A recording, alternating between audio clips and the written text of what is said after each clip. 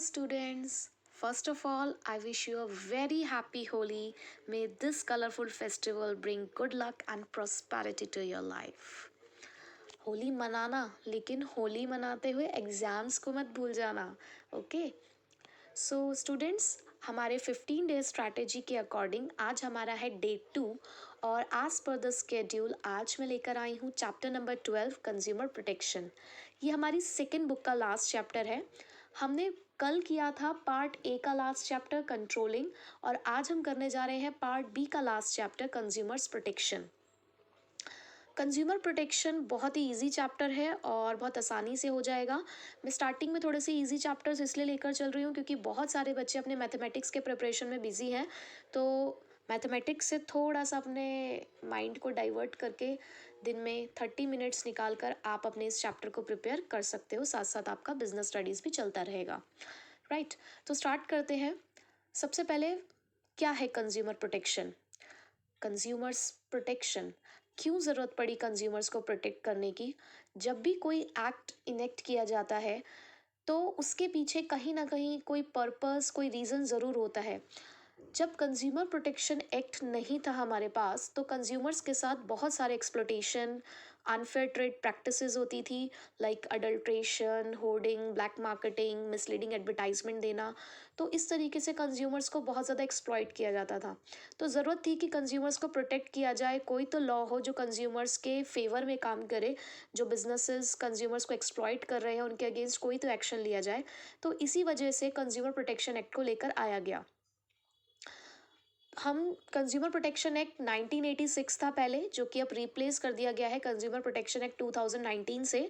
और हम अब 2019 एक्ट के अकॉर्डिंग ही सभी चीज़ों को पढ़ेंगे. तो जिनके पास थोड़ी पुरानी बुक्स हैं उसमें 1986 है, तो आप इस नोट से आप पढ़ सकते हैं क्योंकि यहाँ पर मैंने 2019 के अकॉर्डिंग जो जो चीज़ें ऐड ऑन हुई थी या चेंज हुई थी वो मैंने मॉडिफाई कर दिया है.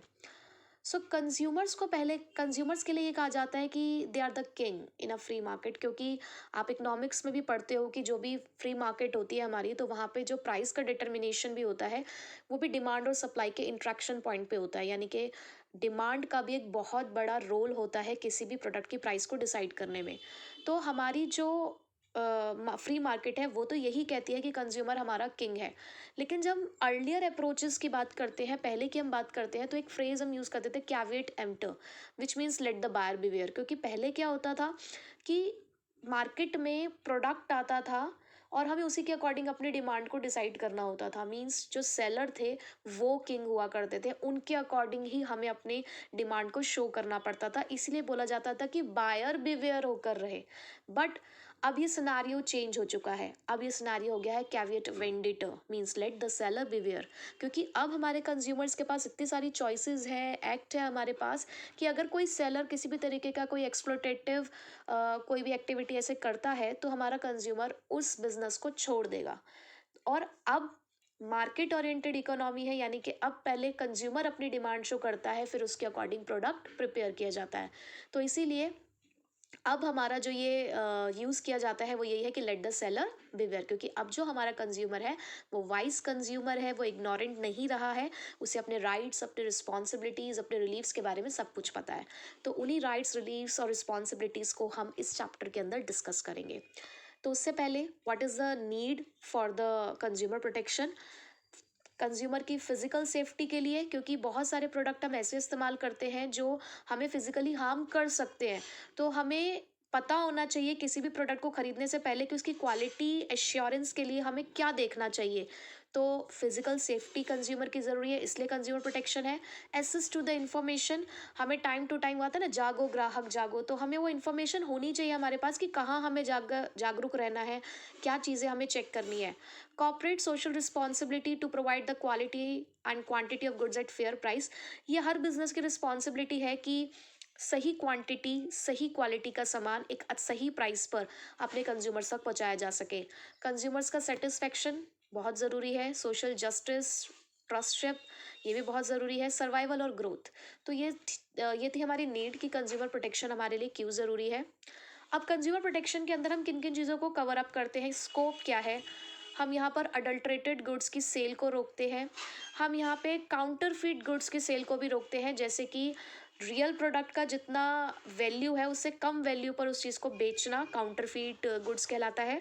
सब स्टैंडर्ड गुड्स के सेल्स को रोकना, जैसे कि आप स्टैंडर्ड तो उसका कुछ और स्पेसिफाई किया गया था, यानी कि बता कुछ रहे हो और बेच कुछ रहे हो, तो उस चीज़ को भी हम रोक सकते हैं। डुप्लीकेट गुड्स की सेल को रोका जा सकता है। आप कम वेट और मेजर का सामान बेच रहे हो, दिखा रहे हो कि इतने वेट का है लेकिन आप बेच कम वेट कर रहे हो, तो ये भी एक स्कोप है, इसके अंदर आप कवर अप कर सकते हो। ब्लैक मार्केटिंग को रोका जा सकता है, यहाँ पर होर्डिंग रोकी जा सकती है। प्रोडक्ट्स को ओवर चार्ज किया जाता है, उसको रोका जा सकता है। यहाँ पे डिफेक्टिव गुड्स की सप्लाई को रोका जा सकता है। मिसलीडिंग एडवर्टाइजमेंट्स, यानी कि आप एडवर्टाइजमेंट में तो बहुत सारे लुभावने ऑफर दे रहे हैं हमें और रियलिटी में उसमें कुछ भी नहीं है। उसके अलावा इन्फीरियर गुड्स, यानी कि क्वालिटी कम करके सामान को बेचना, इसको भी रोका जा सकता है। ये जस्ट हमारा भी इंट्रोडक्टरी पार्ट चल रहा है। नेक्स्ट, कंज्यूमर प्रोटेक्शन एक्ट 2019 है क्या ये एक्ट बनाया गया ताकि जितने भी हमारे कंज्यूमर्स हैं उन्हें प्रोटेक्ट और प्रमोट किया जा सके, और जल्द से जल्द अगर कोई भी उनके साथ कोई प्रॉब्लम आई है, कोई उनके ग्रीवियंसेस है, तो उसको सॉर्ट आउट किया जा सके, उसका सॉल्यूशन निकाला जा सके। एक कंज्यूमर के साथ अगर कुछ गलत होता है तो उसे पता होना चाहिए कि एक्ट के अंदर वो कहाँ जाके उसको सॉल्यूशन मिल सकता है और स्पीडली ये हो। पूरे इंडिया में ये कंज्यूमर प्रोटेक्शन एक्ट वर्क करता है और हर तरीके के बिजनेसेस के लिए है ये, चाहे आप एक मैन्युफैक्चरर के अगेंस्ट लेकर जा रहे हो, ट्रेडर है, या कोई भी ई कॉमर्स फर्म ही क्यों ना हो, सबके लिए कंज्यूमर प्रोटेक्शन एक्ट 2019 अब यहाँ पर अप्लाई किया जाता है। Okay, now as per this act, who is a consumer? कौन होता है कंज्यूमर? देखो बेटा, मैं आपको एक चीज़ और यहाँ पर बता दूँ कि आप बिजनेस के अंदर जब आप लिखते हैं, थ्योरेटिकल सब्जेक्ट जब आप लिखते हैं, ऑब्वियस सी बात है कि किसी को भी एग्जैक्टली वो सारे वर्ड्स याद नहीं होते हैं, आपको लिखने में प्रॉब्लम आती है। आप अपनी लैंग्वेज में भी इसको लिखते हो, नो प्रॉब्लम, आप लिख सकते हो। बट इस चीज़ का ध्यान रखना कि जितनी भी डेफिनेशंस होती हैं, और अगर वो डेफिनेशन किसी एक्ट की डेफिनेशन है तो उसमें आप चेंजेस नहीं कर सकते, क्योंकि लॉ जब एक डेफिनेशन बनाता है तो उसके हर एक वर्ड का एक मीनिंग होता है, और अगर आप अपनी लैंग्वेज में उसको कन्वर्ट कर दोगे तो मीनिंग डिफरेंट हो सकता है। आगे जाके आप बिजनेस लॉ वगैरह ये सब पढ़ेंगे तो आपको पता चलेगा कि यहाँ पर डेफिनेशंस के अंदर हर एक वर्ड का एक मीनिंग होता है, तो उसको चेंज नहीं किया जा सकता। तो क्या होता है एक consumer?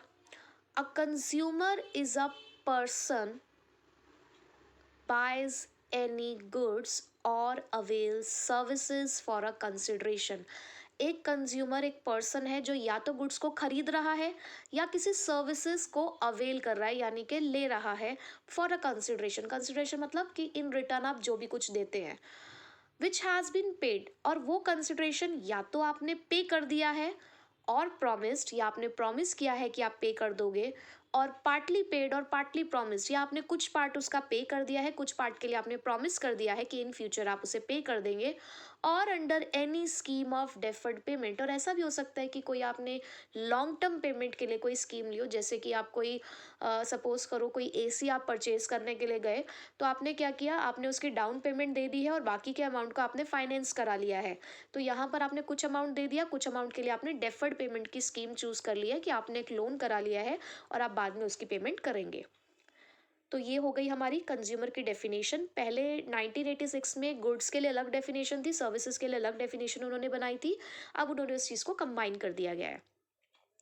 It includes any user of such goods or beneficiary of service if such use is made with the approval of the buyer। और ये जो आप सामान खरीद रहे हैं या सर्विस अवेल कर रहे हैं, उसके बेनिफिशियरी आप खुद होने चाहिए, यानी कि आपके अप्रूवल से ही ये चीज़ चल रही हो। यहाँ पर ऑफलाइन और ऑनलाइन ट्रांजेक्शन्स दोनों को इंक्लूड किया गया है। बेसिकली 2019 के एक्ट में ई कॉमर्स को भी यहाँ पर इंक्लूड किया गया है, ई बिजनेसेस को भी, इसलिए डेफिनेशन थोड़ी सी एक्सटेंड हो गई है।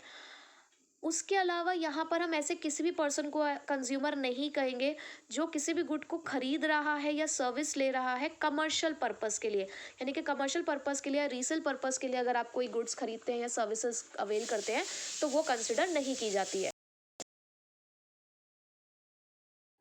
सो स्टूडेंट्स, हमारा इंट्रोडक्टरी पार्ट ख़त्म हो चुका है और अब हम आते हैं दूसरे टॉपिक के ऊपर। Importance of consumer protection. Last year ये टॉपिक हमारा डिलीट हो गया था, इस साल फिर से ये ऐड ऑन हुआ है, तो इस साल हमें इसको पढ़ना ही पड़ेगा। और इम्पॉर्टेंट है क्योंकि जब ये पहले कोर्स में था तो ये पूछ लिया जाता था, 3 नंबर के अंदर ये क्वेश्चन आपसे पूछा जा सकता है, तो इसलिए हमें इसे भी प्रिपेयर करना है। सो इम्पॉर्टेंस ऑफ कंज्यूमर प्रोटेक्शन हमारे दो तरीके से हमें पढ़नी है। एक तो पढ़नी है from the consumers point of view और from the business point of view, यानी कि कंज्यूमर्स को प्रोटेक्ट करना, प्रोटेक्ट करके रखना कंज्यूमर्स के पॉइंट ऑफ व्यू से कितना इंपॉर्टेंट है और बिजनेस के पॉइंट ऑफ व्यू से। तो कंज्यूमर्स पॉइंट ऑफ व्यू के लिए हमारे पास सिर्फ 3 ही पॉइंट है यहाँ पर: consumer ignorance, unorganised consumer, wide spread exploitation of consumer, जिसके लिए मैंने आपके लिए यहाँ पर शॉर्ट फॉर्म बना दी है IC, UC एंड VC। मैं देखूँ, तुम देखो, हम देखेंगे। ठीक है, तो इस तरीके से आप इसको याद कर सकते हो। IC means ignorant consumer, UC है अनऑर्गेनाइज्ड कंज्यूमर और VC है wide spread exploitation of consumer. तो इस तरीके से आप इसको लर्न करिए।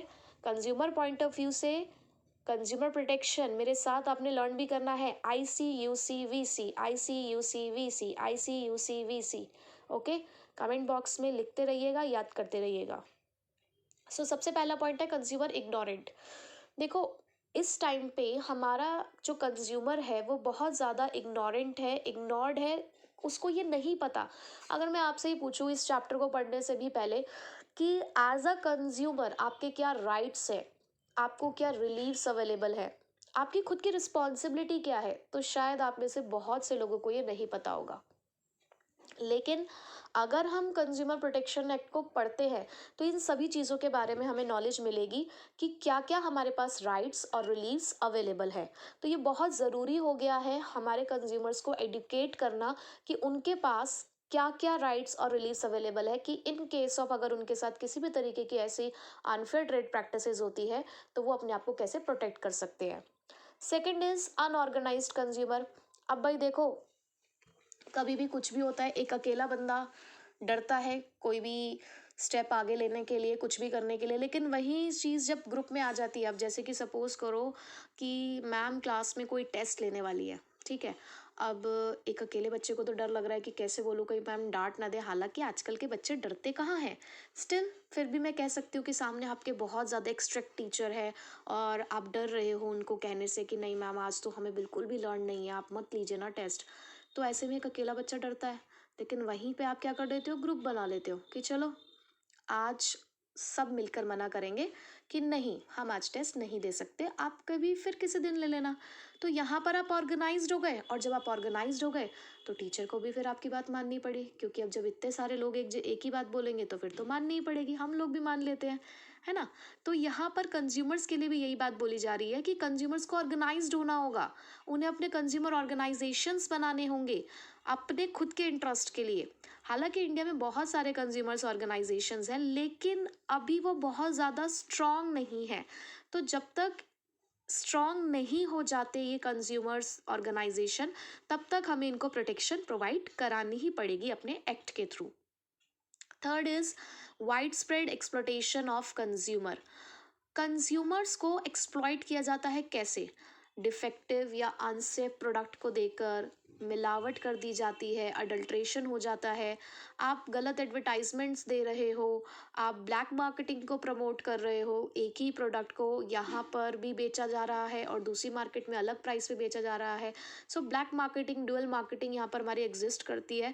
तो कंज्यूमर को इन सभी अनफेयर ट्रेड प्रैक्टिसेस से बचाने की ज़रूरत है, क्योंकि अगर कोई लॉ नहीं होगा तो सब लोग अपने हिसाब से काम करते रहेंगे। हम बनाते हैं ना रूल्स और रेगुलेशंस, क्यों बनाते हैं? अगर कोई रूल्स और रेगुलेशंस नहीं होंगे तो सब अपने तरीके से काम करते रहेंगे ना। तो इसलिए इन सब चीज़ों को कंट्रोल करने के लिए हमें कंज्यूमर प्रोटेक्शन एक्ट की ज़रूरत है। तो ये था हमारा कंज्यूमर्स के पॉइंट ऑफ व्यू से। अब इसी चीज़ को हम बिजनेस के पॉइंट ऑफ व्यू से अगर देखें तो यहाँ पर मुझे एक सिंगिंग रियलिटी शो याद आ गया, सारेगामापा लिटिल चैम्प्स, क्योंकि आप सब भी हमारे चैम्प्स हैं, तो आप लोगों के लिए मैंने यही बनाया है, सारेगामापा लिटिल चैम्प्स।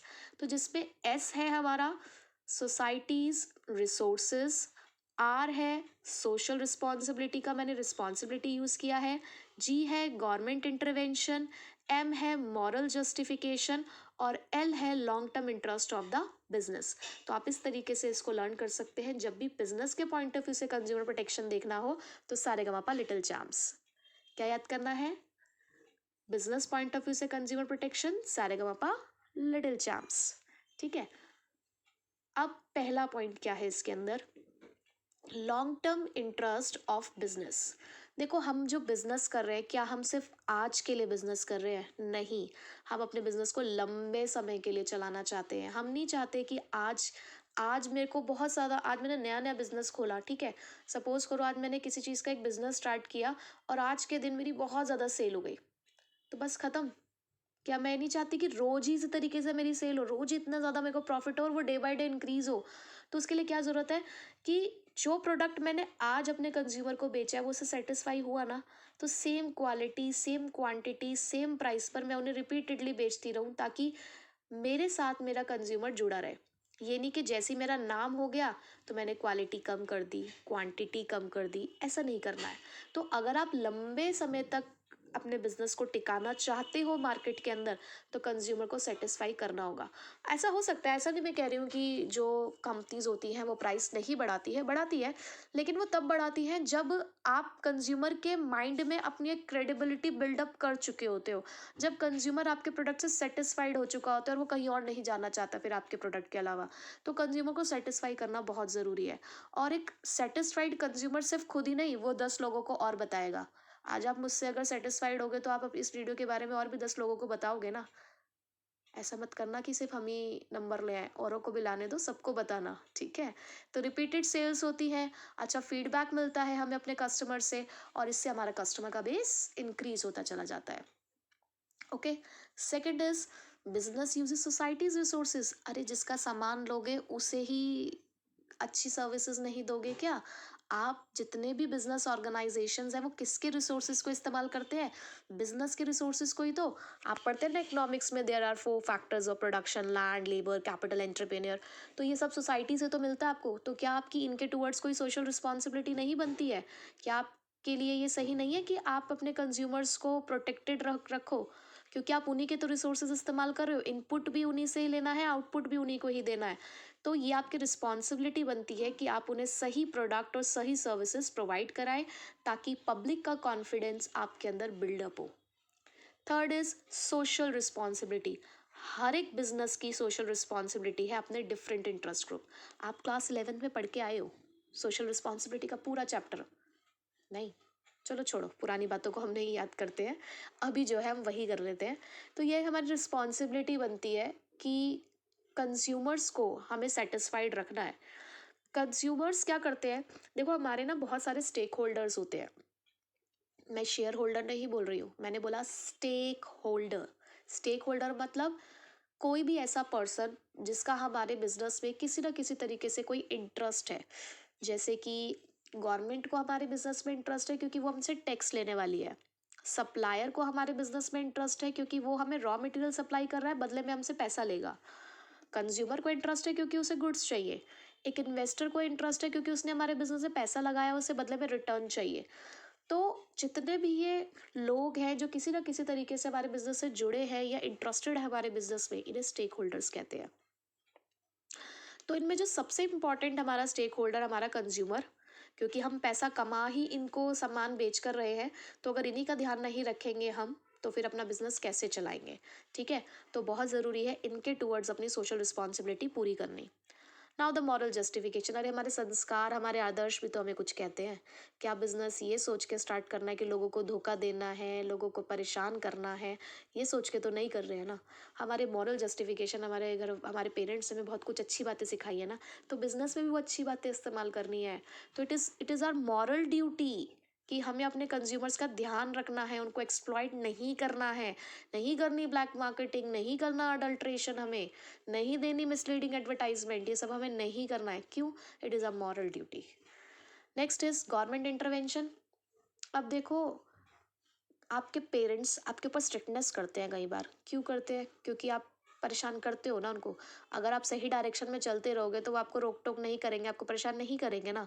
अगर उन्हें लग रहा है कि मेरा बच्चा बिल्कुल सही जा रहा है, सही काम कर रहा है, बाहर जा भी रहा है, फ़ोन इस्तेमाल भी कर रहा है, तो अपने बेनिफिट के लिए कर रहा है, कुछ गलत काम नहीं कर रहा, तो वो रोक टोक नहीं लगाते हैं। कहाँ रोक टोक लगाना शुरू कर देते हैं, जब उन्हें लगता है कि आप गलत जा रहे हो। ऐसी है गवर्नमेंट भी ना इन सभी बिजनेस के पेरेंट की तरह ही काम करता है। अगर एक बिजनेस सही चल रहा है तो गवर्नमेंट उसे कुछ नहीं कहती, लेकिन अगर आपने गड़बड़ी की तो ये आपके ऊपर आ जाएगी, आपके बिजनेस में इंटरफेयर करने के लिए लॉ बनाएगी, पेनल्टी लगाएगी आपके ऊपर, और नए नए एक्ट्स बनने शुरू हो जाएंगे, जिससे कि आपकी public image tarnish, empire, destroy हो सकती है, ख़राब हो सकती है लंबे समय के लिए। तो ये आपकी ही रिस्पॉन्सिबिलिटी बनती है कि वॉलेंटरली आप मत जाओ ना ऐसी चीज़ों में, अपना काम आराम से करते रहो। क्यों चाहते हो कि कोई आके इंटरफेयर करे, अपना सही से अपनी रिस्पॉन्सिबिलिटीज़ को पूरा करो। So these are the 5 importance of consumer protection from the business point of view. पहला कौन सा था, कंज्यूमर पॉइंट ऑफ व्यू कैसे था, ICUC VC, तुम देखो मैं देखो हम सब देखेंगे। और फिर बिजनेस पॉइंट ऑफ व्यू में तो हमें गाना गाना है, Sa Re Ga Ma Pa little champs. Okay,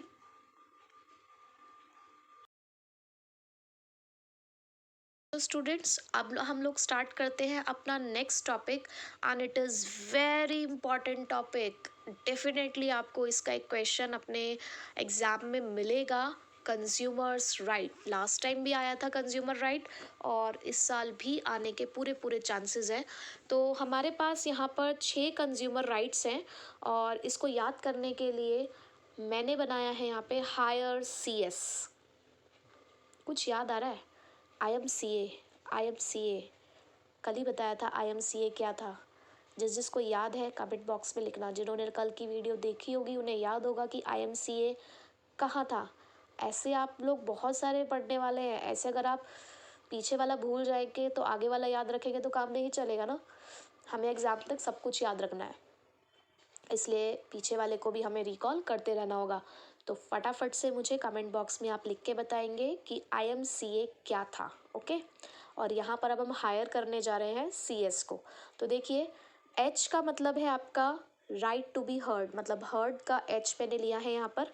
I right to be informed के लिए है। R है हमारा राइट टू सीक रेड्रेसल के लिए, और E है हमारा राइट टू एजुकेशन, C है हमारा राइट टू चूज़, और S है हमारा राइट टू सेफ्टी। यानी कि heard, informed, redressal, education, choose और सेफ्टी, इसके लिए हमने बनाया है हायर CS। स्टार्ट करते हैं। राइट टू सेफ्टी, हर कंज्यूमर का ये राइट है। अब जैसे कि मैंने आपको भी स्टार्टिंग में नीड के बारे में मैं बता रही थी, तो वहाँ पर यही था कि फिजिकल सेफ्टी ज़रूरी है। तो राइट टू सेफ्टी ये कहता है कि हर कंज्यूमर के पास ये राइट है कि जो भी हम गुड्स और सर्विसेज इस्तेमाल कर रहे हैं उसके अगेंस्ट हम अपने आप को सेफ फील कर सकें, हमारी लाइफ और हेल्थ के लिए वो किसी भी तरीके से हार्मफुल ना हो। तो इसके लिए हमारे पास कुछ मार्क्स होते हैं, कुछ प्रोडक्ट मार्क। जैसे कि आप कोई भी इलेक्ट्रिकल अप्लायंस अगर आप खरीद के लेकर आते हो तो उसके ऊपर होता है ISI मार्क, जो ये बताता है कि ये पर्टिकुलर प्रोडक्ट एक स्टैंडर्ड एश्योरेंस का जो एक टेस्टिंग होती है ये उसको पास कर कर ही आया है, उसके बाद ही हम इसको मार्केट में लेकर आए हैं। तो अगर आप कोई ISI मार्क देख कर ही आप किसी इलेक्ट्रॉनिक इक्विपमेंट को खरीद के लेकर आए थे, और उसके बाद भी आपके साथ किसी तरीके की कोई घटना घट जाती है उस प्रोडक्ट के अगेंस्ट, तो आप केस फाइल कर सकते हो। बट अगर आप खुद ही लोकल सामान खरीद के लेकर आ रहे हो, उसके ऊपर कोई मार्क नहीं है, कोई क्वालिटी एश्योरेंस मार्क नहीं है, और फिर आपके साथ किसी भी तरीके की ऐसी घटना होती है, तो थोड़ा सा मुश्किल हो जाता है। मैं ये नहीं कहूँगी कि बिल्कुल आपको कोई रेमेडीज़ नहीं मिलेंगी, लेकिन थोड़ा मुश्किल है, क्योंकि लोकल प्रोडक्ट्स के लिए हम कंज्यूमर प्रोटेक्शन एक्ट को हम नहीं पढ़ रहे हैं। हम पढ़ रहे हैं कि आप जब आप स्टैंडर्डाइज प्रोडक्ट्स खरीदते हैं, राइट। यहाँ पर कंज्यूमर्स को एडुकेट किया जाता है कि आपको अगर अपनी सेफ्टी मेंटेन रखनी है तो आपके पास ये राइट है कि आप सेफ्टी ले सकते हो, लेकिन उसके लिए आपको भी ध्यान रखना है कि आप जो भी गुड्स और सर्विसेज लें पहले उसको एश्योर करें, उसकी क्वालिटी एश्योरेंस, उसके बाद ही आप उसको परचेज करें। Your second rights is right to informed, हर कंज्यूमर के पास ये राइट है कि जिस भी प्रोडक्ट को वो खरीदने के लिए जा रहा है उसे उसके बारे में सब कुछ पता हो। आप देखते हो कि कोई भी हम छोटी से छोटी चीज़ भी अगर खरीदते हो तो उसके पीछे एक लेबल होता है, लेबलिंग। हमारे कॉमर्स के स्टूडेंट्स को सबको ये पता होता है कि लेबलिंग क्या होता है, मार्केटिंग चैप्टर में भी है हमारा। तो ये जो लेबलिंग प्रोवाइड की जा रही है आपके प्रोडक्ट के पीछे, ये इसी राइट की वजह से है कि आपको उसके अंदर इंग्रेडिएंट्स लिखा होता है, डायरेक्शन फॉर यूज़ है, प्राइस है, क्वांटिटी लिखा होता है, मैन्युफैक्चरर का नेम भी लिखा होता है। मतलब जितनी भी इंफॉर्मेशन आपको अपने प्रोडक्ट के लिए चाहिए वो सारी इंफॉर्मेशन आपको प्रोडक्ट पे अवेलेबल है। तो खरीदने से पहले हमें ये चेक करना है। तो इट इज़ योर राइट कि आपको जो भी प्रोडक्ट आप खरीदने जाओ आप उसकी पूरी इंफॉर्मेशन ले सकते हो, कोई आपको मना नहीं करेगा। Third one is right to choose. हर कंज्यूमर के पास ये राइट है कि एक सेलर के पास या मार्केट में जितने भी वेराइटीज ऑफ प्रोडक्ट है आप उसमें से अपने पसंद का सामान खरीद सकते हो, फ्रीडम है। कोई भी मार्केटर आपको फोर्स नहीं कर सकता कि जी यही खरीदना है। अब हम कहीं बार जाते हैं किसी दुकानदार के पास जिसके पास हम रिपीटेडली जाते हैं, वो लोग क्या करते हैं कि कोई भी अगर मार्केट में नया कुछ आता है तो वो आपको बताते हैं कि आया है। वो फोर्स नहीं कर रहे होते, उनका वो काम है कि वो आपको सजेशन दे रहे हैं कि आप ये खरीदो, बट वो ऐसे नहीं कहते कि नहीं यही खरीदना है, ऐसा नहीं है। आपके पास ये राइट है कि जितनी भी वेराइटीज उसके पास अवेलेबल है आप अपनी मर्जी से अपने पसंद का ब्रांड, अपनी पर्टिकुलर प्राइस जिस पे भी वो बेचा जा रहा है उस पर आप उसको खरीद सकते हो। Next is right to be heard. अगर कभी कुछ भी आपके साथ कोई डिससेटिस्फैक्शन है किसी प्रोडक्ट को लेकर, आप डिससेटिस्फाइड है किसी सर्विसेज के लिए, तो आपके पास ये राइट है कि आप कंप्लेंट फाइल कर सकते हो। आपने देखा होगा बहुत से प्रोडक्ट के पीछे लिखा होता है कि फॉर एनी फीडबैक और complaint there is a toll free number. तो आप उस नंबर पे कॉल करके आप अपनी कंप्लेन दर्ज करा सकते हैं या अपना फीडबैक दे सकते हैं। तो ये इसी राइट की वजह से है कि आपकी बात को सुना जाए।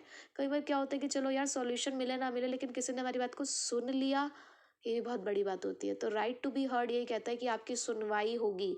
अगर आपके साथ कोई भी अनफेयर ट्रेड प्रैक्टिसेस हुई है, आप डिससेटिस्फाइड हैं, तो हमने ग्रीवेंसेस सेल अपने बना रखे हैं, वहाँ जाके कंप्लेन दर्ज करा सकते हैं।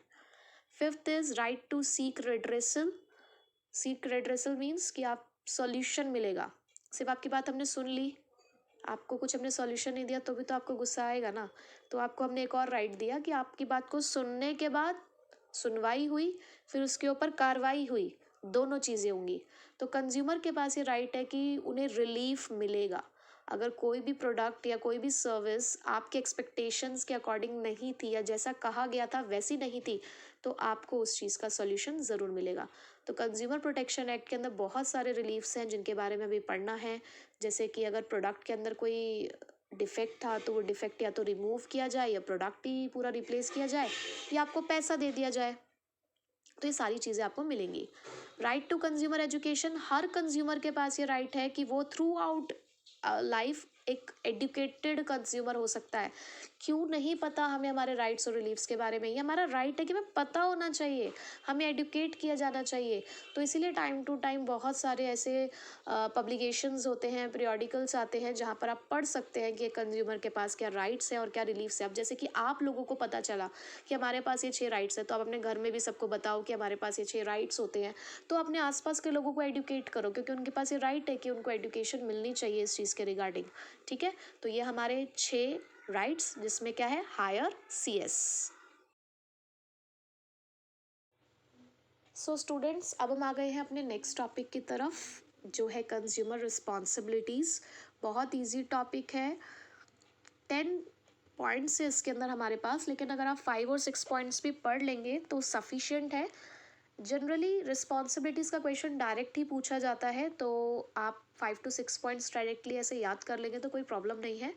इसके लिए मैंने बनाया है honest CBSE fair SRCC। CBSE जिसके साथ आप अभी डील कर रहे हैं, और आई विश कि SRCC के साथ आप आगे जाके डील करें, अच्छे अच्छे कॉलेजेस में आपको एडमिशन मिले। तो अगर SRCC में मिल जाता है तो मुझे बहुत खुशी होगी। तो देखिए ज़रा किस तरीके से बना है ये। ऑनेस्ट है हमारे पास, ये point number 6, be honest in your dealings. C है हमारे पास पॉइंट नंबर 4, केयरफुली, यानी कि रीड लेबल्स केयरफुली। और बी है first point, be aware about various goods and services. S है हमारे पास second point, buy only standardise goods. और ई है हमारे पास last point, respect the environment के लिए, इन्वायरमेंट का ई है। फेयर, ये मिला है हमें पॉइंट नंबर 5 फेयर डील के लिए, assert your self to ensure that you get a fair deal. S है हमारे पास form consumer societies, point number 9, मतलब सोसाइटीज़ से हमने एस लिया है वो वाला। आर है हमारे पास learn about the risk associated, risk के लिए है आर वहाँ पर। सी है हमारे पास फिर ask for the cash memo, ये आपका पॉइंट नंबर 7 है। और फिर लास्ट का सी है पॉइंट नंबर 8, कंप्लेंट के लिए, file a complaint in appropriate consumer forum. तो इस तरीके से आप इसको लर्न कर सकते हैं, ऑनेस्ट, सीबीएसई, फेयर, SRCC। अब क्या कहती है कंज्यूमर रिस्पॉन्सिबिलिटी? देखो, हमने अपने राइट्स तो पढ़ लिए, अपने अधिकार तो पढ़ लिए, लेकिन एज अ कंज्यूमर हमारी कुछ रिस्पॉन्सिबिलिटी भी तो बनती है ना, कि हमें उसको फॉलो करना है। तो पहला है कि देखो, आपको खुद को ही ये पता हो कि मार्केट में कितने तरीके के गुड्स और सर्विसेज अवेलेबल है, किस प्राइस पे अवेलेबल है, ताकि आप एक वाइज चॉइस कर सकें, आप एक समझदारी से अपने सामान को खरीद सकें। जनरली हमारी मम्मियाँ बहुत अवेयर होती है, अगर वो किसी पर्टिकुलर सब्जी वाले को रोकती है, वो उससे पूछेगी पहले सारे रेट, और अगर उसके बगल से दूसरा निकल कर जाएगा वो उससे भी पूछेंगी, पहले वो देखेंगे कि क्या कंपेयर करती हैं वो, कि भाई हाँ मार्केट रेट क्या चल रहा है, और उसके बाद भाव तोल तो खैर उनका करना ही करना है उन लोगों को। तो वो एक बहुत ही वाइज कस्टमर है हमारी मम्मियाँ। जब आपको शर्म आती होगी ना, मम्मी आप क्यों करती हो ऐसे मार्केट में, नहीं वो बहुत सही करती है, ठीक है। So be aware about the various goods and services available in the market. उसके बाद second point is buy only standardise goods. जैसे कि मैंने आपको स्टार्टिंग में बताया कि यहाँ पर हम स्टैंडर्डाइज गुड्स की ही बात कर रहे हैं, क्योंकि स्टैंडर्डाइज गुड्स जितने भी होते हैं ना, वो आपको क्वालिटी एश्योरेंस देते हैं कुछ मार्क्स प्रोवाइडेड करके। जैसे कि हॉलमार्क होता है ज्वेलरीज पे, ISI मार्क होता है इलेक्ट्रॉनिक गुड्स पे, और आपका FPO होता है फूड प्रोडक्ट्स पे। थर्ड इज, हमेशा जो भी आप सामान खरीदें, आप मैन्युफैक्चरर की इंस्ट्रक्शन को फॉलो करें, आप जो उसके ऊपर मैनुअल आपको प्रोवाइडेड होती है आप उसको देखें, जो भी मतलब रिस्क एसोसिएटेड है आपके प्रोडक्ट के साथ आपको उसको ध्यान से देखना चाहिए। लेबल्स पढ़िए केयरफुली, नेट वेट देखिए, प्राइस देखिए, एक्सपायरी डेट देखिए, मैन्युफैक्चरिंग डेट देखिए, बिल्कुल देखना चाहिए। डेयरी प्रोडक्ट्स में तो आपको ये ज़रूरी देखना चाहिए कि क्या है मैन्युफैक्चरिंग डेट और एक्सपायरी डेट। अगर आप खुद ही आंखें बंद करके सामान खरीद के लेकर आ रहे हो और कल को कुछ होता है तो फिर आप सेलर को नहीं जिम्मेवार ठहरा सकते, आपकी भी कुछ रिस्पॉन्सिबिलिटी बनती है। असर्ट योर सेल्फ, खुद को भी लगे कि हाँ yes you have made a fair deal, आपने एक अच्छी डील ली है। B honest in your dealing, खुद भी आप डीलिंग्स में ऑनेस्ट रहें। देखो, अगर आप खुद ही ब्लैक मार्केटिंग को प्रमोट करते हो, आप खुद ही अनफेयर ट्रेड प्रैक्टिसेस को प्रमोट करते हो, तो ये आप गलत हो उस पॉइंट पे। तो आपको खुद भी ईमानदार रहना है। हमेशा जब भी आप सामान खरीदें तो कैश मेमो यानी कि एक बिल लें, ताकि कल को अगर आपको केस फाइल करना हो तो उसे आप एज एन एविडेंस इस्तेमाल कर सकते हैं, क्योंकि आपके पास एक प्रूफ होना चाहिए कि आपने उस पर्सन से वो सामान खरीदा है। फाइल अ कंप्लेंट, अगर आपको लगता है कि कोई भी गुड्स और सर्विसेज में किसी भी तरीके की कोई प्रॉब्लम है तो आपको केस फाइल करना चाहिए एक एप्रोप्रिएट फॉरम में जाके। आप कंज्यूमर सोसाइटीज़ ही बना सकते हैं अपने कंज्यूमर्स को प्रोटेक्ट करने के लिए, सेफ गार्ड करने के लिए, इन्वायरमेंट को प्रोटेक्ट करना है। देखो, हमें भी वेस्टेज को अवॉइड करना है, ऐसे सभी चीज़ों को अवॉइड करना है जो पॉल्यूशन को कंट्रीब्यूट करे। तो बहुत सारे प्रोडक्ट एक सोशल मैसेज के साथ आते हैं, आपको उनको फॉलो करना है और बिल्कुल भी इन्वायरमेंट को डिग्रेड नहीं करना है। तो ये आपकी कुछ जनरल रिस्पॉन्सिबिलिटीज़ हैं जो बहुत आसानी से आप याद कर सकते हैं। सो स्टूडेंट्स, अब हम आ चुके हैं अपने लास्ट के कुछ टॉपिक्स पे, जिसमें अब हमारा एक बहुत ही छोटा सा टॉपिक है जो 1 नंबर में आपके MCQ के फॉर्म में भी पूछा जा सकता है, who can file a complaint, जिसमें 4 ऑप्शन में से 3 करेक्ट हो सकते हैं और लास्ट वाला होगा आपका ऑल ऑफ दीज। तो इस तरीके का क्वेश्चन आपसे पूछा जा सकता है। सो कौन कंप्लेन फाइल कर सकता है under the consumer protection act 2019? Obviously any consumer जिसके साथ भी कोई एक्सप्लोटेटिव या अनफेयर ट्रेड प्रैक्टिसेस हुई हो, कोई भी एक रजिस्टर्ड कंज्यूमर एसोसिएशन हो सकता है, को सेंट्रल गवर्नमेंट या स्टेट गवर्नमेंट भी फाइल कर सकती है अगर उन्हें किसी तरीके की ऐसी एक्टिविटी का पता चलता है, या फिर बहुत सारे कंज्यूमर्स के बिहाफ पर एक या उससे 2 या 3 कंज्यूमर्स भी मिलकर ये काम कर सकते हैं, या फिर अगर किसी कंज्यूमर की डेथ हो जाती है किसी पर्टिकुलर प्रोडक्ट की वजह से या सर्विसेज की वजह से, तो उस डिसीज्ड कंज्यूमर का जो लीगल रिप्रेजेंटेटिव होगा वो उसके बिहाफ पर केस फाइल कर सकता है, ठीक है। अब केस फाइल करना कहाँ है, कब कर सकते हैं, कितने अमाउंट पे केस फाइल किया जा सकता है, तो उसके लिए कंज्यूमर प्रोटेक्शन एक्ट 2019 में 3 टायर जुडिशरीज है हमारे पास, रेडरेसल एजेंसीज हैं, namely district commission, state commission and national commission. तीनों का अपना अपना अलग अलग रोल है, क्राइटेरियाज हैं कि कैसे आप यहाँ पे कंप्लेन फाइल कर सकते हो। बुक में ये पूरा पैराग्राफ के फॉर्मेट में है और पैराग्राफ में पढ़ना, और चाहे वो बच्चों के लिए हो चाहे टीचर के लिए हो, दोनों के लिए बड़ा ही बोरिंग सा लगता है। इसलिए मैं ये भी रिकमेंड करती हूँ कि अपने बच्चों को कि आप जब भी कोई आंसर प्रेजेंट करो तो अगर उनके पॉइंट्स बना सकते हो हेडिंग्स के साथ तो वो ज़्यादा अच्छा लगता है, प्रेजेंटेशन आपकी बहुत अच्छी होती है। तो यहाँ पर मैंने इन तीनों का कंपैरिजन टाइप एक मैंने यहाँ पे कंपैरिजन ड्रॉ कर दिया है, आप देखिए ज़रा। पहला है यहाँ पे मेंबर और कॉम्पोजिशन।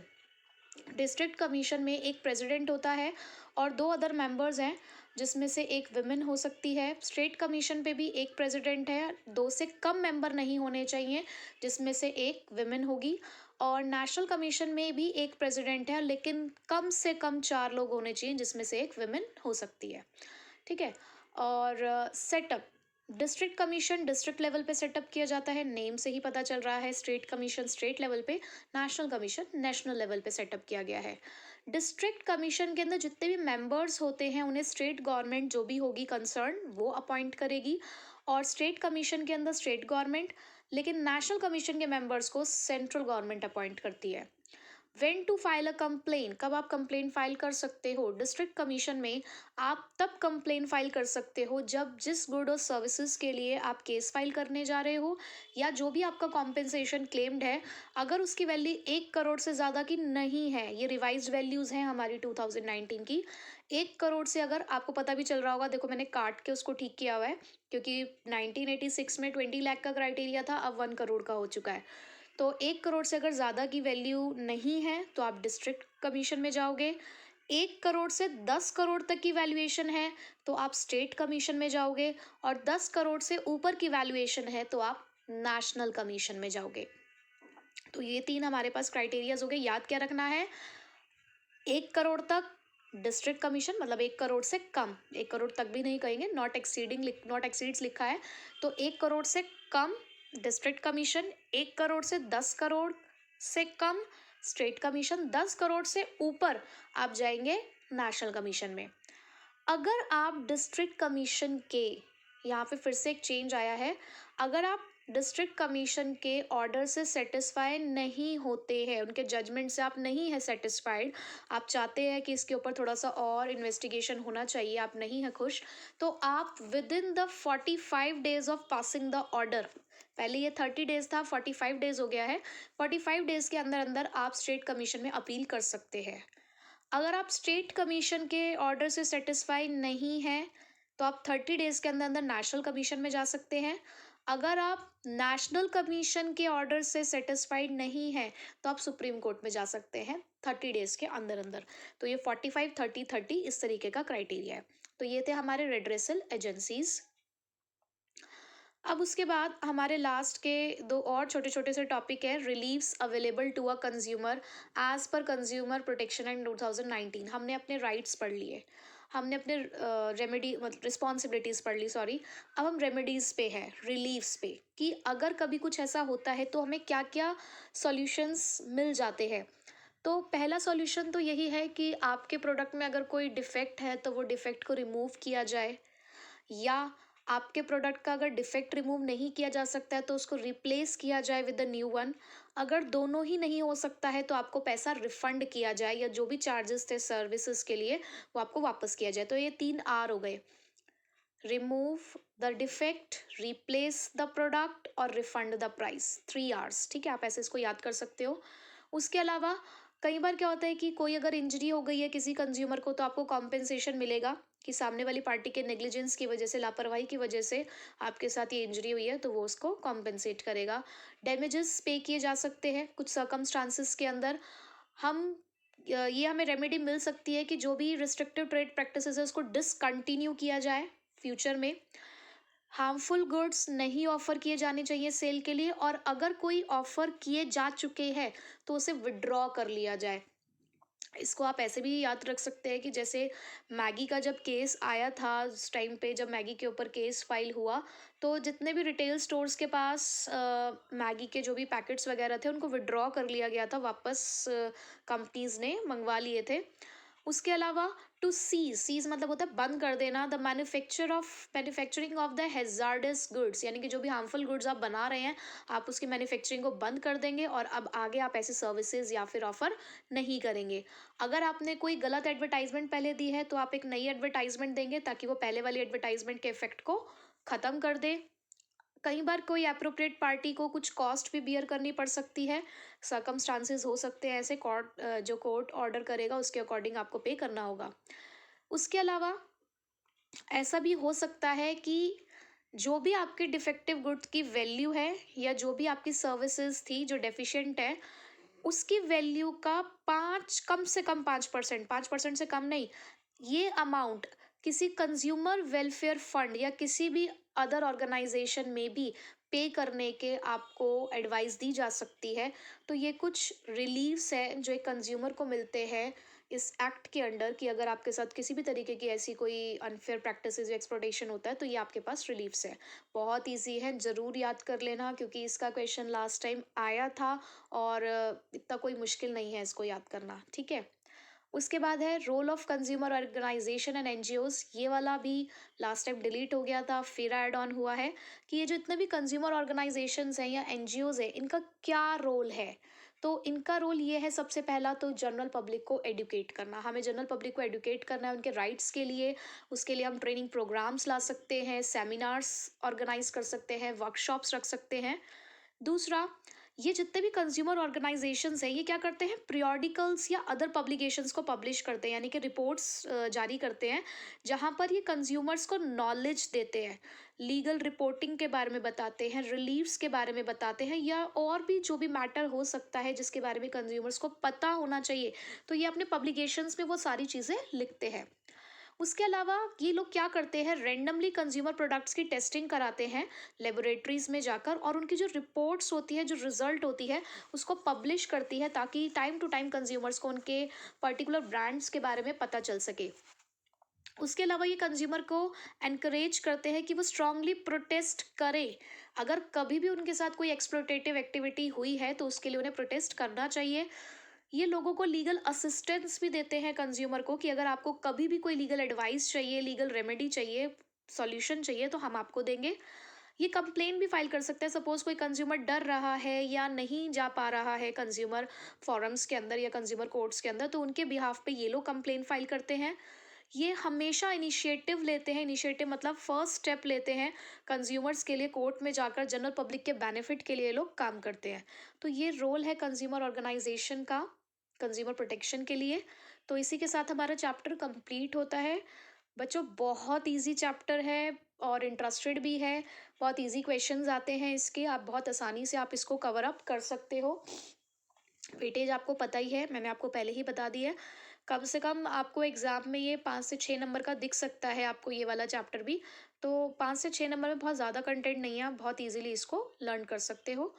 फिर भी आपकी कोई प्रॉब्लम हो, आपको कोई भी दिक्कत हो तो आप मुझे या तो अपनी प्रॉब्लम कमेंट बॉक्स में लिख सकते हैं ताकि मैं उसको फिर अपनी नेक्स्ट वीडियो में सॉर्ट आउट आपको कर सकूं, आपको बता सकूं कि उसका क्या सॉल्यूशन है। ओके, लेकिन चैन वीडियो को शेयर कर देना, लाइक कर देना और अगर अब तक सब्सक्राइब नहीं किया है तो सब्सक्राइब कर देना।